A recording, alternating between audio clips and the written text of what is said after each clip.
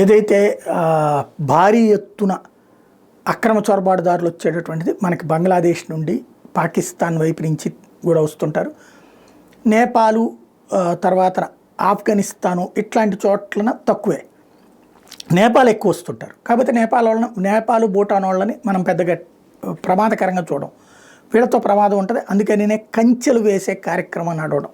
మయన్మార్తో కూడా అలాంటి ప్రమాదం అన్నట్టు కంచెలు వేసే కార్యక్రమం చేస్తున్నాం. ఇదంతా పెద్ద చర్చ నడుస్తుంది. అయితే ఇక్కడే అమెరికాలో ఏమైంది, మెక్సికో నుంచి కెనడా నుంచి అక్రమ మార్గాల వలస వచ్చేటటువంటి వాళ్ళని కంట్రోల్ చేయడం కోసం ట్రంప్ హయాంలో గోడ కడతంటే బైడెన్ వచ్చాక గోడను ఆపేసిన పరిస్థితి. ఇప్పుడు మళ్ళీ ట్రంప్ అధికారంలోకి వచ్చిన నేపథ్యంలో దాని మీద సీరియస్ కాన్సన్ట్రేషన్ చేశాడు.